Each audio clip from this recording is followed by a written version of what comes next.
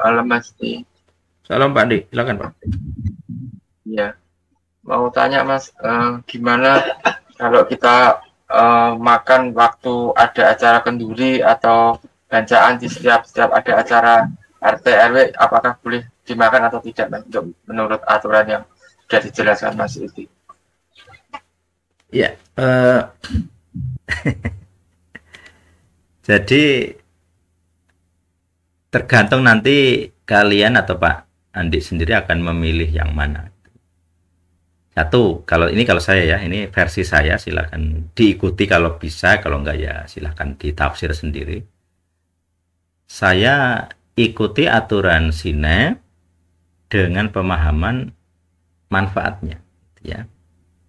Jadi menghindari hewan-hewan yang tidak tahir kalau bisa. Kalaupun tidak bisa, nah kata tidak bisa ini macam-macam alasannya. Jadi secara umum adalah saya berusaha mengikuti standar sine kalau memungkinkan, tetapi dalam situasi-situasi tertentu ada spesifik gitu ya, ada perbedaan-perbedaan. Misalnya seperti yang tadi ditanyakan, eh, makanan-makanan yang dipersembahkan kepada berhala, tapi kita harus ikut di dalam acaranya gitu ya. Ya pasti banyak lah gitu. Dari hajatan-hajatannya, coba aja kalian lihat kalau jagong gitu. Apakah kalian memastikan makanannya tahir? Jelas tidak tahir. Satu, karena daging pasti disembelih dalam nama ilah lain. Yang kedua, seringkali ada ritual-ritual di luar lagi. Jadi ada dua agama gitu. Agama yang mereka anut menyembah penyembelian dagingnya. Terus ketika ritual-ritual jagong misalnya, ya ada ritual lain, ada ritual agama lain, kepercayaan-kepercayaan gitu ya. Misalnya mantennya harus dipulas dengan ben pangling, yaitu ada agamanya, ada kepercayaan, termasuk ritual-ritual adat itu ada. Jadi ada ritual adat yang murni, ritual yang netral, artinya nggak masalah secara iman, tapi ada juga eh, yang punya iman, berbasis iman gitu. Jadi orang Kristen harus aware, harus hati-hati tentang makanannya, secara khusus ke makanannya. Kalau saya sendiri memakai aturan Paulus. Nanti saya ini ya, salah kursornya kok ke situ. Ya, saya coba share ini ya ke teman-teman dari aturan Paulus yang sering saya gunakan gitu ya. Misalnya kelihatan ya ini ya, ini saya membuka SWOT untuk nunjukin aja bahwa ada aturan-aturan yang apa namanya, yang bisa kita perhatikan gitu ya. Jadi saya coba ini pakai TBLI biar nyarinya gampang. Jadi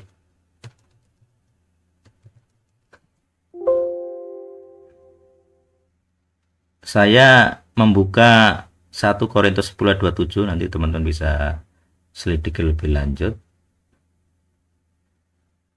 1 Korintus 10 ayat 27, tadi juga sebagian kita bahas di Korintus juga ada. Kalau kamu diundang makan oleh seorang yang tidak percaya dan undangan itu kamu terima, makanlah apa saja yang dihidangkan kepadamu tanpa mengadakan pemeriksaan karena keberatan hati nurani. Cocok Pak untuk kasusmu Pak. Jadi kalau kamu diundang makan oleh yang tidak percaya, artinya jelas itu berpotensi makanan berhala. Pasti. Karena konteksnya tidak percaya. Di golongan tidak percaya, artinya tidak Kristen, kalau mengundangmu makan, terus kamu terima, ya artinya kamu harus menanggung konsekuensi menerima undangan. Apa konsekuensinya? Makanlah apa saja yang dihidangkan kepadamu. Kalau kamu diundang makan acara dengan daging berhala, ya makanlah. Kalau kamu nggak mau makan dagingnya, jangan datang. Intinya begitu. Jadi kuncinya pada kehendak bebasmu. Jadi kalau kamu datang, ya harus makan. Jangan mengadakan jangan menonjolkan keberatan hati nurani. Ini saya praktekkan. Jadi kalau saya diundang makan, saya tidak akan nyuruh orang untuk tuan rumah hanya sediakan daging tahir. Tidak masuk akal dan tidak etis. Saya tidak bisa menganut agama atau iman yang mengharuskan kesalehan saya tergantung kepada orang lain. Kesalehan saya tentang makanan tidak boleh bergantung kepada usaha orang lain. Karena itu berarti penjajahan. Jadi tuan rumah harus menyediakan makanan tahir bagi saya. Supaya apa? Untuk menjaga kesalehan kekudusan saya. Itu enggak seperti itu ajarannya PB, enggak seperti itu. Nah, ajaran Paulus jelas di situ. Makanlah segalanya yang dihidangkan. Ini artinya ini khusus makanan kalau kamu sebagai tamu ya. Jadi ini khusus makanan tamu, kamu sebagai tamu. Jadi kalau kamu diundang untuk kenduri, jagong atau undangan apapun oleh orang tidak percaya, jangan mikir tentang makanan berhala, jangan mikir tentang tidak tahir.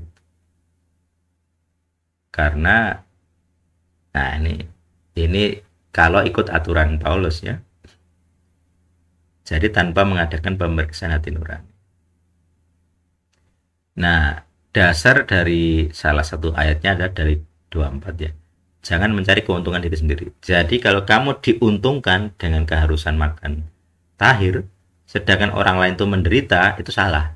Nah, itu prinsip yang diajarkan Paulus. Nah, kurasa ajaran Sine sebenarnya juga seperti itu.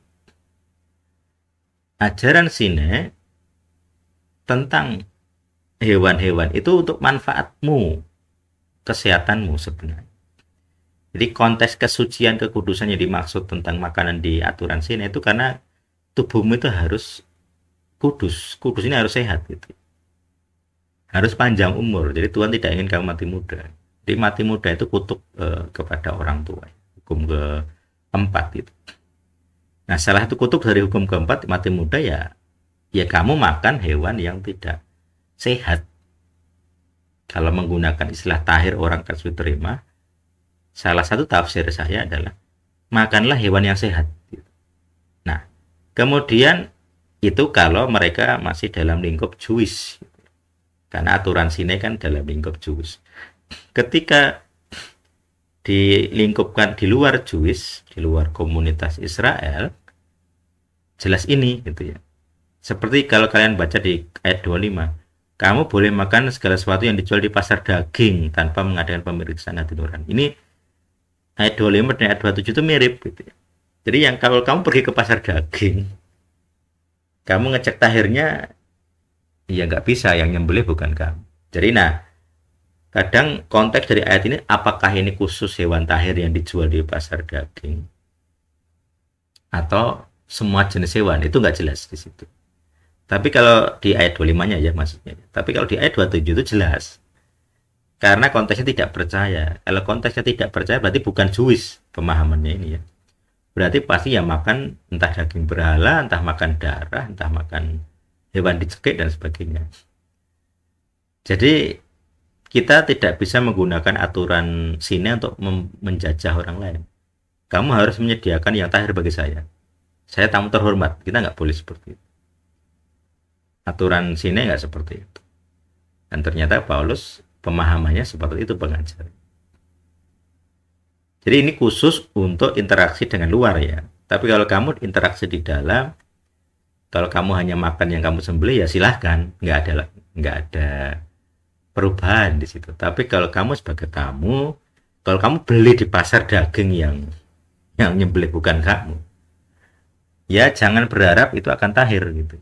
Enggak. Pasti enggak, rata-rata tidak, karena mereka punya Tuhannya sendiri, punya aturan yang tanda petik kita anggap berhala dan sebagainya. Nah itu ya Pak ya jawaban. Jadi silahkan kamu akan ikut Paulus, atau ikut yang lain. Tapi Paulus mengajarkan demikian.